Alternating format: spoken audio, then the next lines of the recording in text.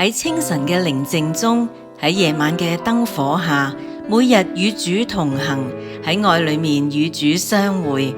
我係阿青，讓我哋一齊打開心靈之窗，讓神嘅話語成為亮光，指引前行嘅方向。耶穌的先知職分，路加福音13章31至35節。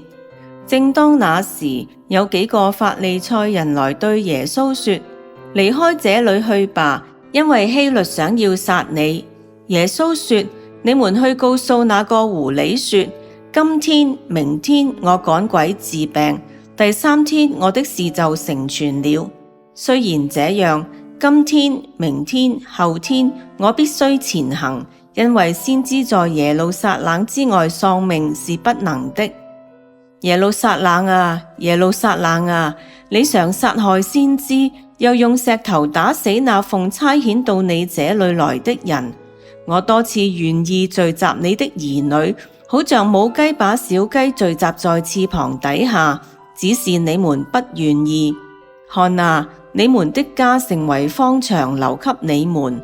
我告訴你們，從今以後，你們不得再見我，直等到你們說，奉主名來的是應當稱頌的。請細心思想以上經文32至35節，耶穌嘅回應可分為兩部分。32至33節，回應佢哋嘅話。耶穌會離開嗎？當時耶穌正在去耶路撒冷嘅路上。點解呢？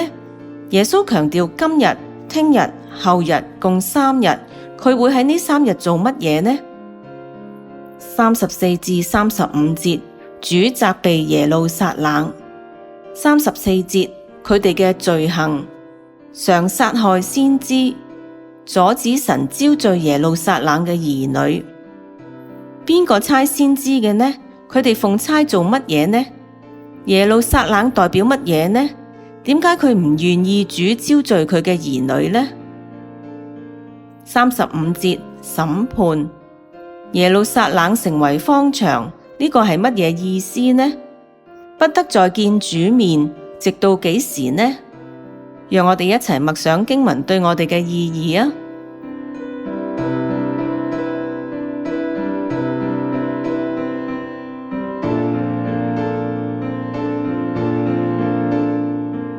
點樣尋求神嘅旨意呢？尋求神嘅旨意同拜偶像嘅求神問卜有乜嘢唔同呢？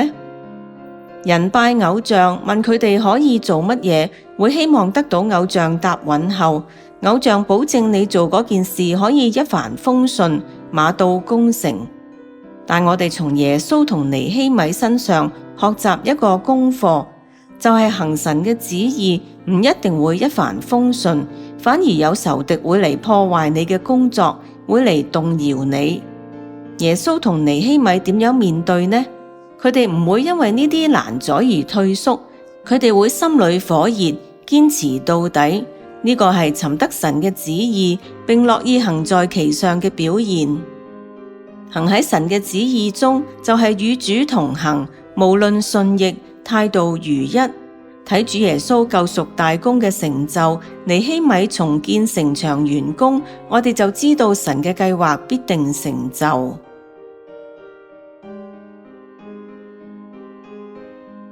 多謝收聽和諧頻道製作，每日與主同行。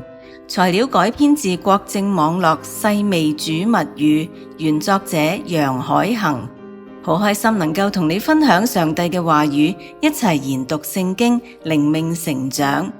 歡迎你喺我哋嘅 Facebook 留下足跡，聽日見啦！